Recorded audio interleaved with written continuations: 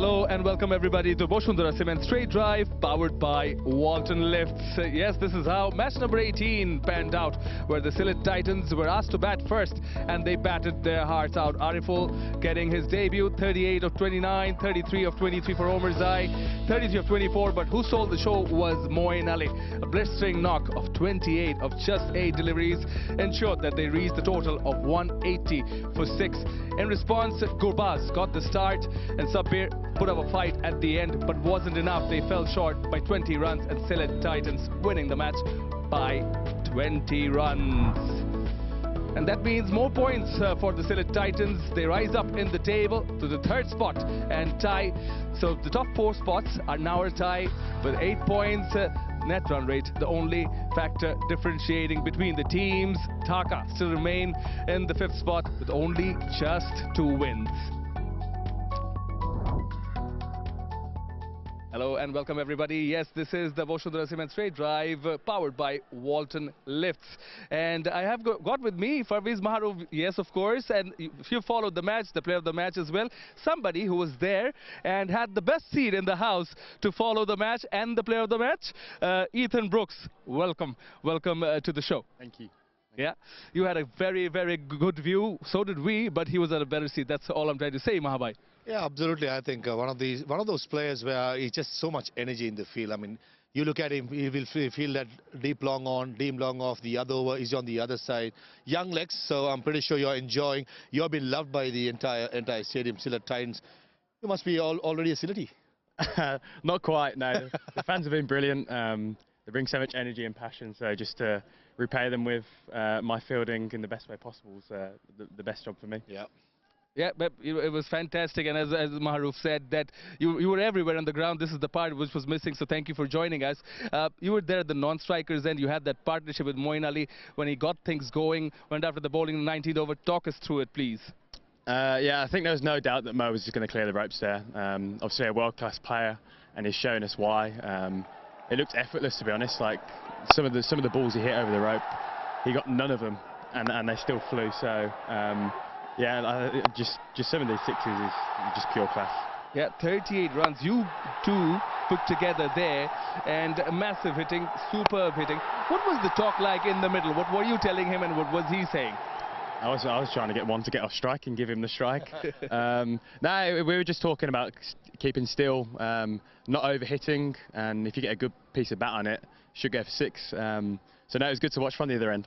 Yeah, and such a red-hot player, Moeen Ali, for a reason, right? Even with the ball in hand, he didn't give away. As a spinner, he said he needs to spin the ball. Yeah, I think he just bought his A game, Moeen Ali, with the bat initially in the 19th over, batted so well. And with the ball, the secret of success in this game for Moeen, because he bowled it slower, the degree of turn was so much. I don't think any spinner in this competition, I mean, they are a bit the finger spinner, even the wrist spinner wouldn't have turned that much. But it just shows when it comes to experience, when you have that experience, when you have the braveness, it just shows that, you know, even for a right-hander, not many off spinners around the world will have the braveness to bowl it slower. And Moeen Ali is a seasoned campaigner, so he's just class apart. Yeah, he surely is. Speaking of Moeen Ali, of course, but also a youngster who's been delivering this BPL. Slight change in the batting order for him, but yet again, he fired at the top, and that is the left-hander in Parvez Hussain. Tell us a bit about him. He's been brilliant to watch. He obviously started the first few games at 4, scored a few 50s, and you see I think that's his favourite shot off the back foot against spin. He plays it so well. But no, he's been class, and then as soon as he's up top, you know that we've got faith in him to kick on and get us a good power play.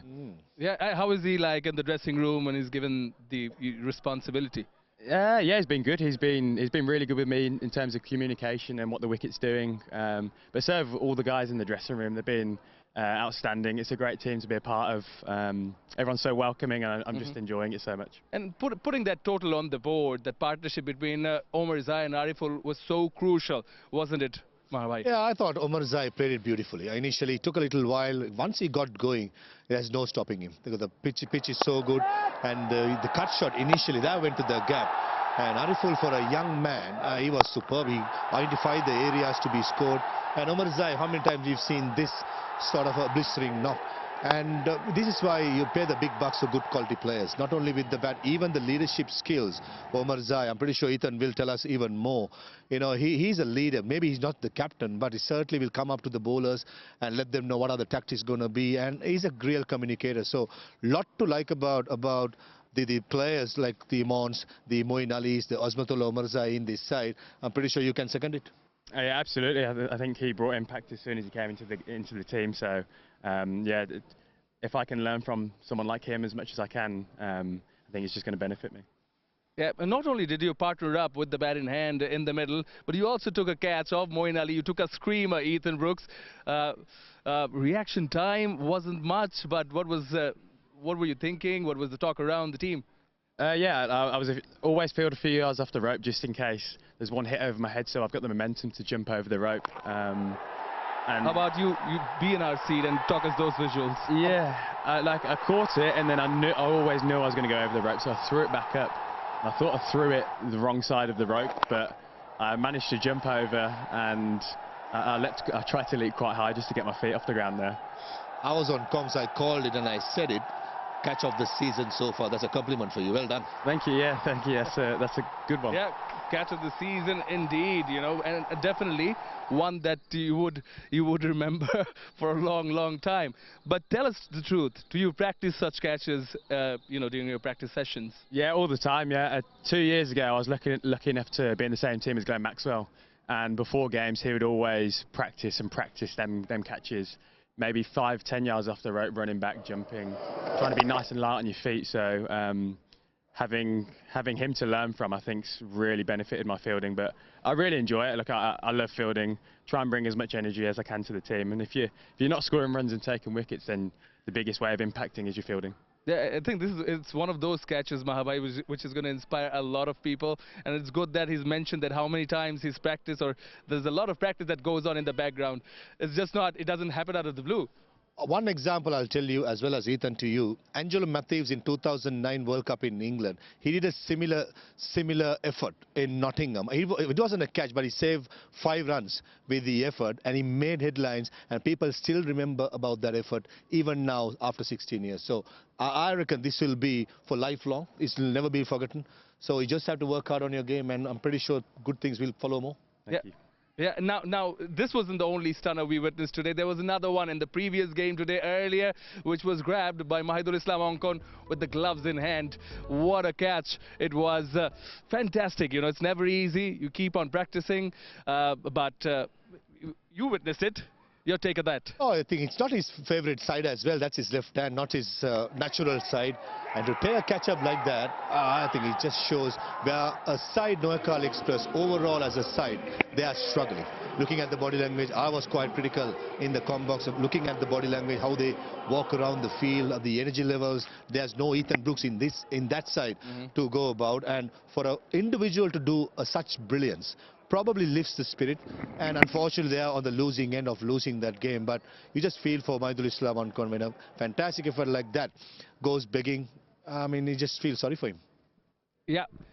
You know, plenty at stake, you know, and look at that. We have a look at that 2.1 meters off the ground. Yeah. What's at stake, you know, of such catches? It lifts the mood of the dressing room, doesn't it? Yeah, definitely. I think a good catch always brings energy, like you said, but if you can pride yourself on fielding as a group and you know that you're going to save 15 to 20 runs, I think you're always going to win games of cricket more than you're going to lose if you're good in the field. Yeah, and after this sort of a win, I'm sure the Sylhet Titans cap would be really upbeat. Yeah, for sure. This was quite a big game for us. It was obviously a must-win game, being tied before the game. So to win it is brilliant, and 2 games left in the group. I'm not sure if I'm looking too far ahead if we need to win one, but if we can set our stalls to win both of them, and then we'll qualify in Dhaka. Yeah, well, plenty of matches to follow for you, and tomorrow is the weekend here in Bangladesh. It's a Friday. It promises to be a fabulous Friday, so a double header for you again in this BASHUNDHARA Cement BPL powered by Walton Lifts. Match number 19 comes your way first. We go live at 1:15, where Rajshahi Warriors take on Chattogram Royals. It's a 2 p.m. start. Just a gentleman reminder that it is going to be a 2 p.m. start. It's going to be followed by match number 20, where the Noakal Express take on the red-hot Rangpur Rangpur Riders. We go live at 6:15 for a 7 p.m. start. Well, two good matches to follow, Mahawai. Absolutely, I'm looking for Rangpur Riders back in the action. Few days off, bit of injury concerns, few of their key players, so they be, looking forward to go against Noakal Express, and even the first game, Rajshahi Warriors. I think they are super perform as well. So certainly another good doubleheader coming up tomorrow. Yep, and Ethan, thanks a lot for joining us. If you've got any message for your fans here in Sylhet or maybe all the way back home, go ahead. The only bang, Ebar Kintu Woijibo. Oh, ebar kintu hoye jabo. I've been taught well. You have. Thank you very much, gentlemen. All right, yeah, that is it from the BASHUNDHARA Cement Straight Drive, powered by Walton Lifts. Thank you all for joining. That's it.